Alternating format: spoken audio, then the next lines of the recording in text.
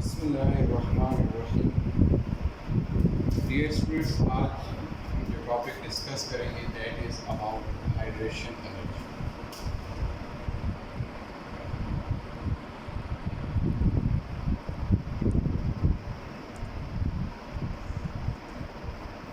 Hydration energy.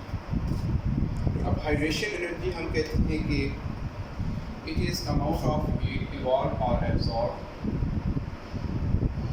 It is the amount of heat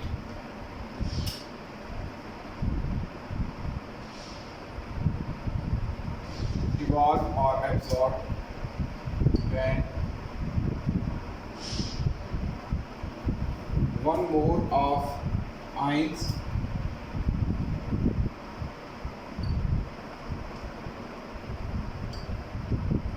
dissolve in water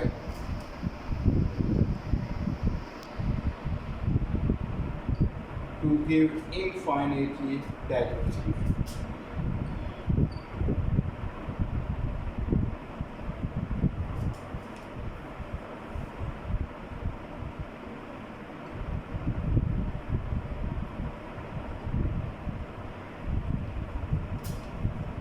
कि 1 मोल आप ions लें और उन 1 मोल्स आइन को जब आप डिज़ोल्व करें वाटर के अंदर तो इनफाइनाइटली डाइल्यूट सोल्यूशन, यानी कि इनफाइनाइटली डाइल्यूट सोल्यूशन का मतलब ये है कि आप जब उसको वाटर में ऐड कर रहे होंगे 1 मोल अपने कंपाउंड आइंस को, अब लेट्स सपोज उससे हीट अगर इवॉल्व हो रही है तो अब जैसे जैसे उसमें वाटर ऐड करते जाएंगे, वाटर के ऐड करने से जो हीट इवॉल्व है वो बढ़ती जाएगी, लेकिन फिर एक ऐसी स्टेज आएगी कि आप फर्दर वाटर को ऐड करेंगे, यानी कि फर्दर डाइल्यूट करेंगे तो उसमें more amount of heat evolve नहीं होगी, तो that solution is known as infinitely dilute solution.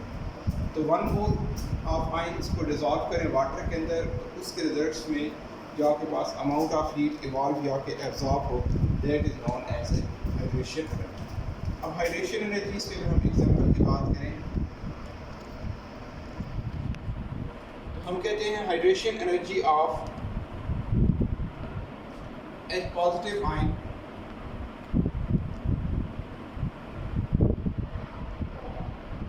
the hydration energy of H positive ions is 1075 kilojoule पर। जब हम H पॉजिटिव आयंस को वाटर में ऐड करते हैं उसके रिजल्ट्स में H3O पॉजिटिव बनता है और delta H small h for hydration, तो दैट इज़ 1075 किलोजूल पर मोल, और इसके साथ साइन माइनस का आ रहा है। अब ये माइनस इसके मैग्नीट्यूड को नहीं रिप्रेजेंट कर रहा, बल्कि माइनस का मतलब है कि हीट इज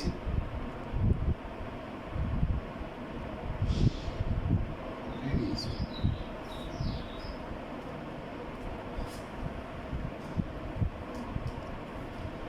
अब जो फैक्टर हैं जिस पर हाइड्रेशन एनर्जी डिपेंड्स करती है, उसमें जो मेन फैक्टर है वो है charge to size ratio, that is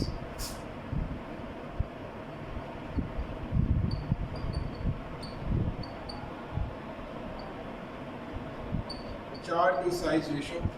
अब अगर चार्ज टू साइज रेशो ज़्यादा होगा तो उतना वो जो आयन है उसके वाटर के साथ अट्रैक्शन भी ग्रेटर होगी और उसके रिजल्ट्स में एनर्जी जो है ना वो भी ज़्यादा रिलीज होगी। अब अगर हम हाइड्रेशन एनर्जी के ट्रेंड की बात करें तो ट्रेंड इन पीरियोडिक टेबल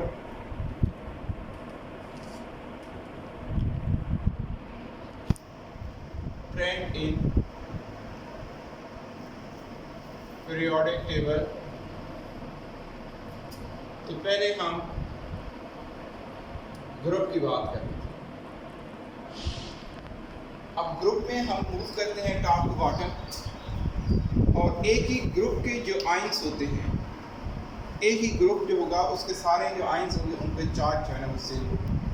अब अब लेट्स सपोज अगर 1A हम बात करें तो इसमें lithium, sodium, potassium, rubidium, caesium, francium, इन सब पर चार्ज क्या होगा? +1 चार्ज आएगा। चार्ज सब पर +1 होगा। तो हम बात कर रहे the charge to size ratio की। अब चार्ज टू साइज, अब सब पे चार्ज जो है वो क्या है? +1 है।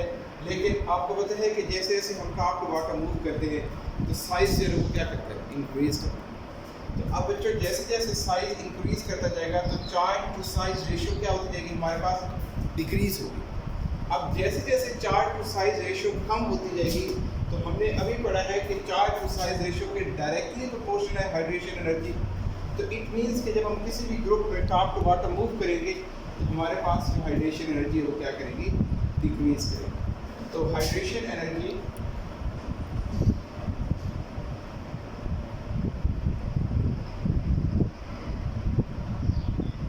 Decreases across a group because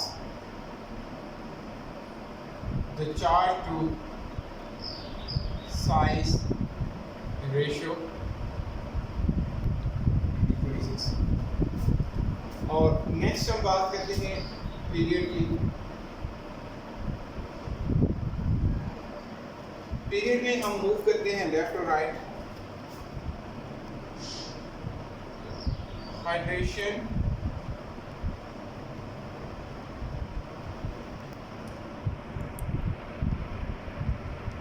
energy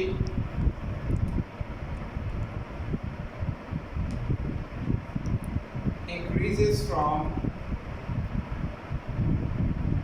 left to right in a period because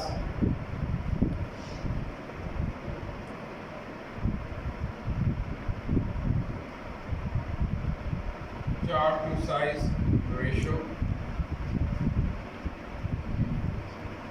आपको पता है कि जब हम लेफ्ट टू राइट मूव करते हैं तो left to right size decrease करता है। अब साइज जब डिक्रीज करेगा तो साइज के डिक्रीज हो रहा है और चार्ज जो है ना वो क्या करेगा? इंक्रीज करेगा। तो एज ए रिजल्ट ये दोनों फैक्टर चार्ज डेंसिटी को जो है ना वो या चार्ज टू साइज रेशियो को इंक्रीज करेंगे। एज ए रिजल्ट हमारे पास जो पीरियड होगा उसमें हाइड्रेशन एनर्जी इंक्रीज करेगी और ग्रुप में जो है वो डिक्रीज करेगी। ओके स्टूडेंट्स, नेक्स्ट इंशाल्लाह हम कल डिस्कस करेंगे।